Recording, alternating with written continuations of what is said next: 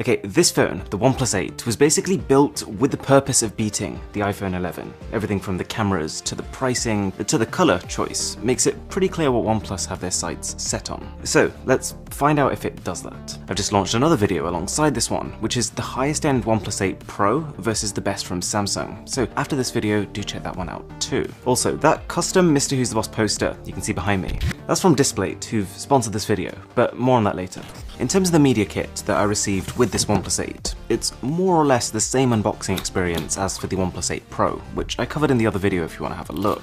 But I will just reiterate this, I love the retail packaging on these new OnePlus phones. If OnePlus are going to raise the prices of their phones from mid-range to almost high-end, it's at least good to see that they're presented accordingly. The OnePlus 8 is pretty much the most comfortable phone I've ever held. The phone has the same curved back and soft touch matte finish as its Pro counterpart, but it's slimmer, it has a smaller camera bump, and is noticeably lighter. That, my friends, is quite the combination. It feels better than my Samsung to hold, better than the Huawei, it feels sure enough better than the iPhone 11. That said, the iPhone 11 is hardly a bad feeling phone. I like the matte rails all the way around the sides, and its palm-friendly size. It's almost completely usable with one hand, which brings me to the only thing I would say about the OnePlus 8 design. It may be the slimmer and lighter phone from the company, but it's still not small. The display is tall enough that I can still barely reach halfway up with my thumb. But that display, holy moly, the difference is just astronomical. By every possible metric I could think of, OnePlus has the better panel. It's larger, 6.55 inches versus 6.1. It uses AMOLED tech for deeper contrast than Apple's LCD, and it's much higher resolution. You're looking at a Full HD Plus panel, which gives it about 80% more pixels on its screen than the iPhone.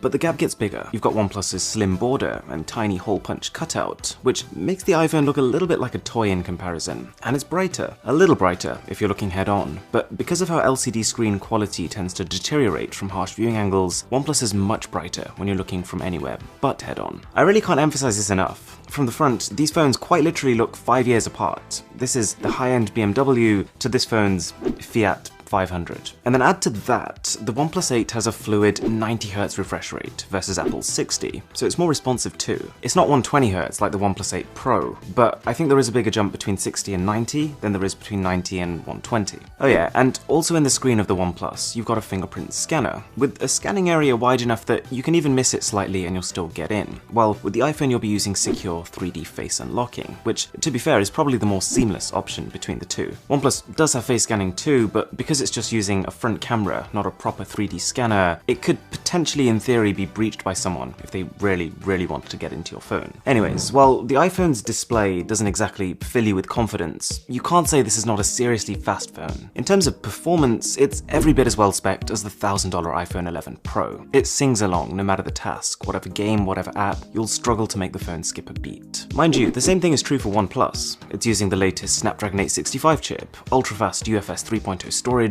and up to 12 gigs of RAM. The only thing it loses versus the 8 Pro is that it has slightly older LPDDR4X RAM versus LPDDR5, which consumes a little more power and isn't quite as fast. Between these two, the OnePlus and the iPhone, Antutu benchmark will tell you OnePlus is about 20% faster if you wanted to put a number on it, but I personally struggle to see a difference. What I did notice though, with the OnePlus, with its slightly more up-to-date spec sheet, is a couple of more general performance improvements. A better Wi-Fi range, for example. I could sit in my back garden watching videos on this. And 5G. For a lot of people this isn't exactly a big deal right now, but in 2 years' time, when you're still using the same phone, it might well be. You might want to be able to pop a 5G SIM card in. It's tricky though, because I think given the choice, OnePlus wouldn't have added 5G to this non-Pro OnePlus 8, because it's expensive. It's a big part of the reason why this phone costs what it does. The problem is that there's just not enough competition in the smartphone chip market.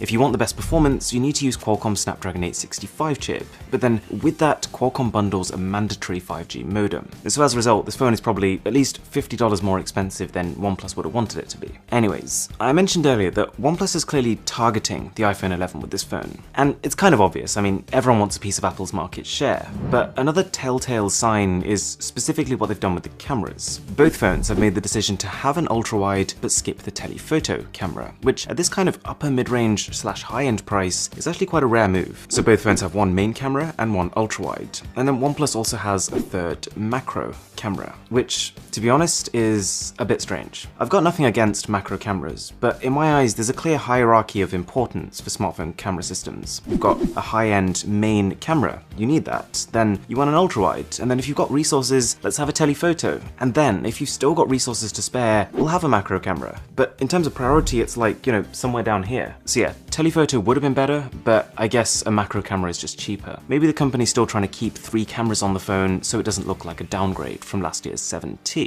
As it stands, this macro camera, even in ideal lighting conditions, is just not very good, and has some strange circular lens blur. But as far as the 2 main lenses on the OnePlus, I'm pretty impressed. I was kind of raising my eyebrows during my briefing of the phone, because it's actually got the same camera hardware as last year's OnePlus 7T, and very similar to the OnePlus 7 before that. And to be very clear, I don't like that idea. I would almost expect, given that this is a new generation phone, supposedly, from a company as ambitious as OnePlus, that we'd be getting new generation camera hardware. But I tried to go in removing those preconceptions, and I actually came away quite impressed. The company is making big strides in software processing. For the most part, I think OnePlus's daytime photos look crispier than Apple's, and I prefer the slight extra punch it adds to scenes. Plus, while neither has a zoom camera, OnePlus's higher resolution main camera means that zoomed photos do look better.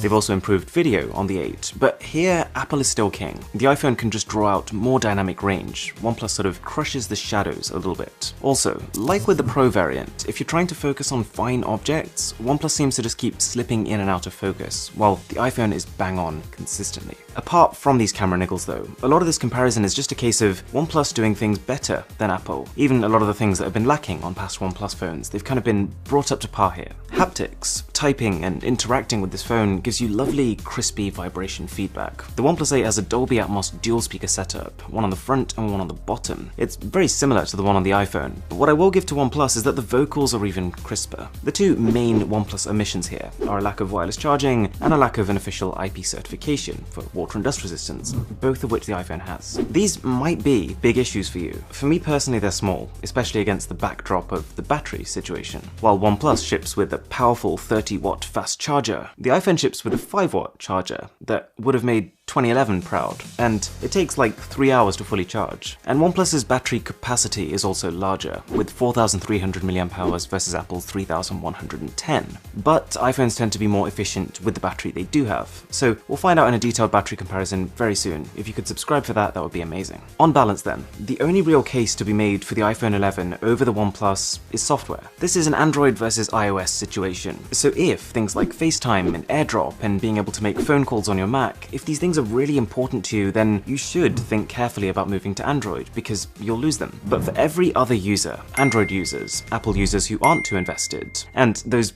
poor souls still on a BlackBerry phone, this is a OnePlus victory. Right out the box, almost everything is the way I would want it on my phone. It gets a lot of the big things right, but also a lot of the small things. You've got a slick, clean user interface, a swipe up anywhere on your screen to bring up your app drawer, a swipe down for your quick toggles, double tap to switch from back to front camera. Simple things. And also hardware-wise, that fingerprint-resistant matte finish, 128GB of storage on the base model, and the fact that the phone comes pre-fitted with a screen protector. These are all great user-friendly decisions. I won't spoil it just yet, but I am working on a video of my top current smartphones, and this features pretty highly. And speaking of things that feature highly, displayed. Think posters for the modern era. High-end, high-resolution metal plates with whatever you want printed on them. I've got a whole load of them here, different styles, different sizes, some generic, some customized, and each one has what looks like a handwritten signature and a hologram tag to show authenticity. And this is cool. You can see I've currently got a future spacey type theme one going on behind there, but you can change it. It uses a magnetic mounting system, so once you've set one up, you can just chop and change at free will. You might have noticed actually, I changed it partway through filming this video,